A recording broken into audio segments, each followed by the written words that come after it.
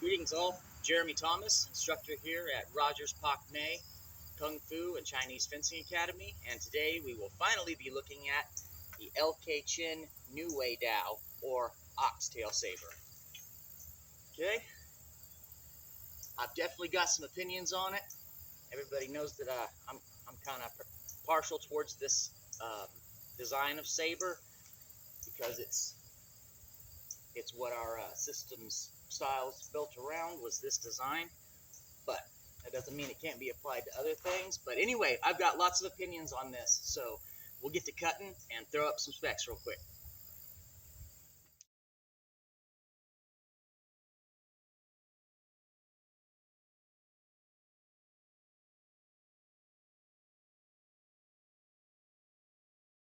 All right, so before I get to cutting, let's talk about scabbard, sheath, what have you. Okay, it's that it seems to be that same white wood that they used on the Song Han Dao, except it's a little bit softer. Okay, this scabbard. Unfortunately, it's really easy to put dents and dings into it. So if you have one of these or you plan to have one in the future, I would highly recommend that if you want to keep it in good condition, that you keep it in a carry bag. Okay, something that'll protect this because this white wood is very soft. Okay, there's not much of a finish on it, but it is finished. But the metal fittings are fine. Okay, the mounting strap was a little loose there. I fixed that myself. But other than that, the collar, it's all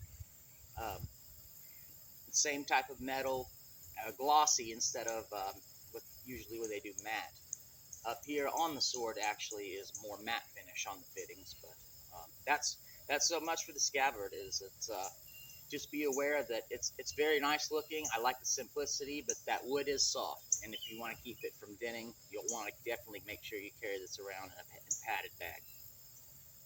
LK Chin Niu Wei Dao Oxtail Saber. First cut.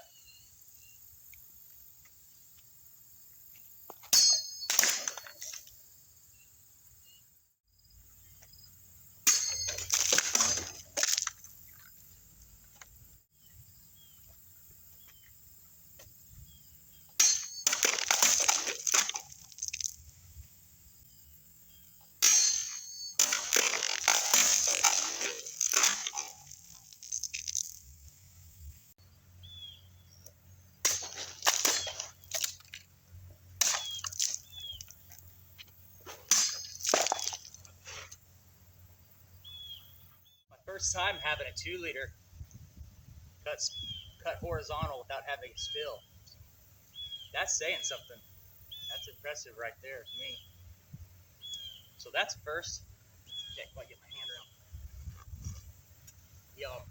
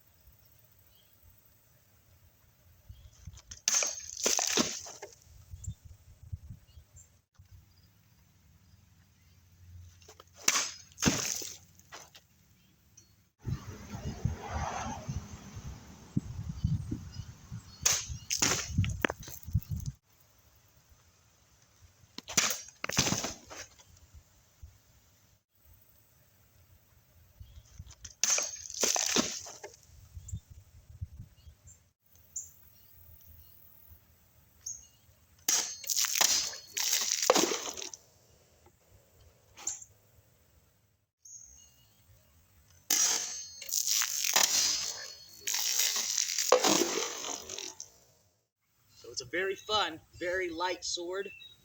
It's not short. For an oxtail, it's got some length to it, so it does take some arm strength to wield about. But other than that, it was just a really fun cutter that I could do some tricky stuff with that I can't do with heavier swords. And my personal opinion is this is going to do its best performance on soft targets. Um, I've already attempted bamboo with the other model, And I don't think it's just the issue of the heat treatment. I think it just gets too thin towards the end to be sustainable for repeated hits on hard targets. So I'm not even going to try. I'm just going to enjoy what I was able to do with it. And it definitely needs some sharpening up after that. Bottles took a little bit of the edge off. So that'll be the next thing I get to this afternoon. And outside of that, it's a really nice piece to add to your collection. It's on the lower end of LK's price scale, and really nice piece to add to your collection. And I really enjoy cutting with this.